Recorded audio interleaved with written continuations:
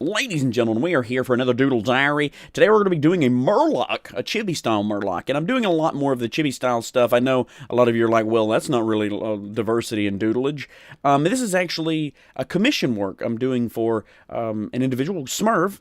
He has a YouTube channel, of course, one of my viewers on my live stream as well, so they contacted me on Twitch and wanted this done, and I really enjoyed this one.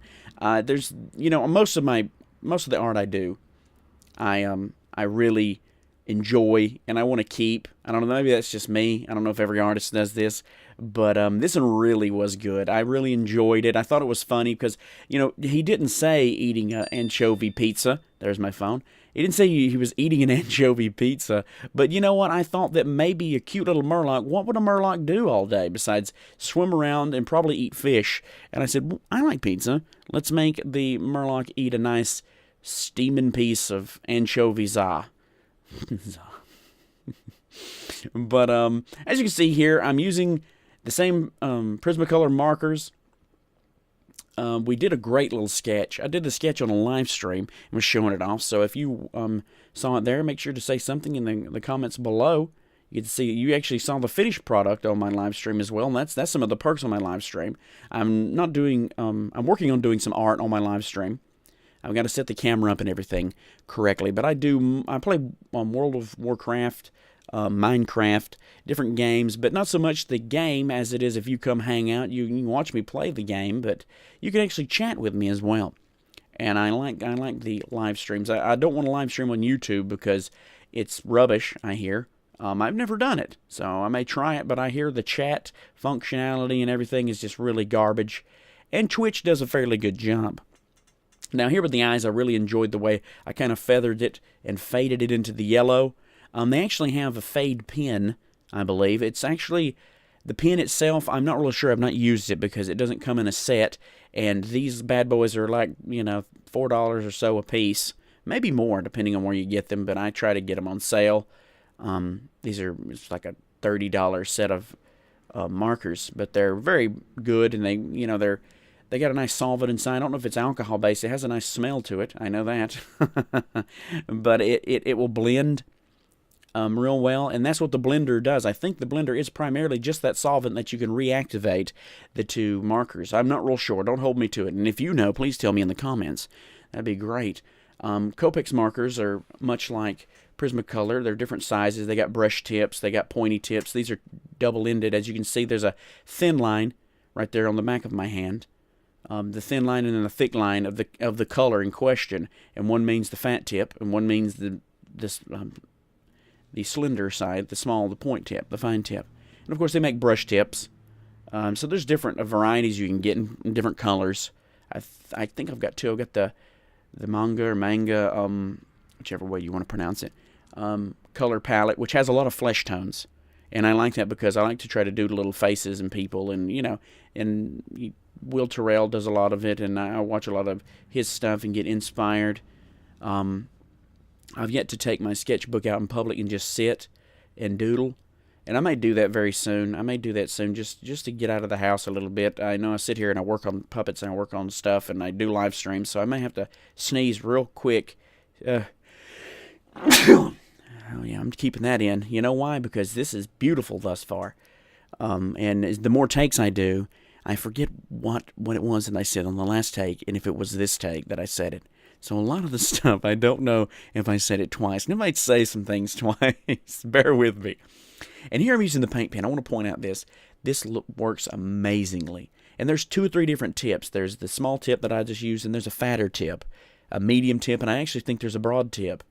And of course you can use, Will Terrell uses the old school type whiteout, which I don't know if that's something you call it, but you use it to, put over your pen and, whatever words you messed up, and you can write over the top of it. Liquid paper is what it's also called, but it comes in a blue pen with like a fat tip about the size of a, one of the notebook ruled lines, so you can just swipe it all at one time, and he uses that as well to line and to do some stuff, but mostly he'll use a gel pen, and a white gel pen is amazing on that I've discovered. I love the highlights. That's one thing I like about airbrushing. I don't do a lot of airbrushing anymore because it's a really tedious process, and I'm working on a lot of things like puppets, and I suffer from too many irons in the fire. And if you know what that old saying is I'm trying to work on too many projects at one time, and I'm trying to focus down a lot. The feet here, I want to point out the feet. I redrew them a bunch. And I wanted to try to get them looking the best. And I want them to have little fat, wide legs. I'm trying to experiment with different body shapes. Whereas you would do a skinnier, muscular leg for a normal, original Murloc.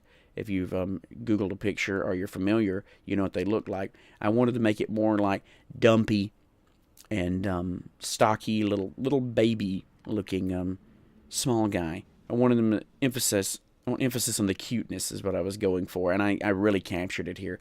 I'm really happy when I go for a drawing, and this is something I didn't do a lot of reference drawing on. You know, I've seen a lot of Murlocs. I mean, I looked at a Murloc and I said, well, there's, you know, you find the parts of a Murloc and or your subject matter, where if you're drawing like a killer whale or a pig or butterfly or whatever, and you'll determine what is it's kind of like a caricature in a way, where you determine the characteristics of the critter in question, that you want to make sure that are in there, because that's what makes the Murloc. And of course, the color scheme is important. They come in a variety of different colors. There's the giant eyes, with the big eyes the way they look, and of course the little tendrils are the little spines on top of the head that flop down here. Other than that, the shape is fairly the same, and the feet and the hands. They don't eat pizza, but I like to add a little, I don't know, quirky things, like little, you know, little things that add character to a drawing. You know, have them doing something so people can relate. You know, I mean, because if you just drew a picture of a Murloc, it wouldn't be as, you know, amazing. I mean, it would still look good, but it, you know, Will Terrell talks about this, and he talks about drawing the subjects like he catches them in motion, he catches them doing something, and it really makes the picture pop. And I try to stick to that. I try not to do, because I try, and it's a struggle. It's a struggle for me. Like, I have to stop and go, that is not, put them into action, let them be doing something, give it some substance. Don't just draw an awesome picture of a Murloc. Draw a picture of a Murloc doing something, or, you know, something fun. Something that's nice to look at. I don't know. It gives it character. Makes people connect with it better. I mean, everyone loves pizza, and you're like, oh, I love Murlocs and pizza and stuff like that. I don't know. Tell me if you connected with it. Make sure to comment below. I love to see, maybe give me some pointers on what I could draw next, because whether I'm doing a commission or not, I always try to put them up on my Etsy, and my Etsy link's below, and at the end of the video you can click the link. But you know, if I do a picture, I'll have it up there, and if it's not a commission piece, of course. So that's important to remember, because I'm selling a bunch of art, and if you want to commission yourself, don't message me here. Message me on my Facebook, Today with Patrick J, same as the name here on YouTube. And you can find me there, message me there, and I'll be glad to answer you back and get some information here. Get you a little doodle like this or something else. And it just, you know, you can't hurt to ask. I'm going to be opening up some puppet making soon, and I'm not going to do too many puppets. But if you see this here, I'm working on this, finishing it up. I really love the way it pops. I put a little bit of blue here at the end. I outline it because I want it to have a little thicker, cartoonier outline. I don't know, I try to do that sometimes. I really enjoy the outline, the thick outline. I think it makes it stand out. And of course I put some blue, just a little bit. I wanted to kind of give it a little scene, you know, a little bit more to it. Because I put some stuff around him. You see the grass on the ground, and like the reeds or whatever that's called. You know, I can't remember what those are called. Cattails? Reeds? I don't know. But, you know, we try. But what I want to do right here on the last little bit is make sure, you know, the thumbs up. Share the videos if you got somebody who loves a Murloc, and let them check it out. And all in all, yeah, I just put a little bit of blue here. It's amazing. Make sure to click the links at the end of the video. Go watch some of the older versions. You know, the older ones. We got Uther the Lightbringer and Illidan that I did for people. Some chibi versions. So I'm running it the chibi stuff like crazy right now. People want them, and I enjoy doing them. So click the links, ladies and gents, and I hope to see a comment from you. Cue the music.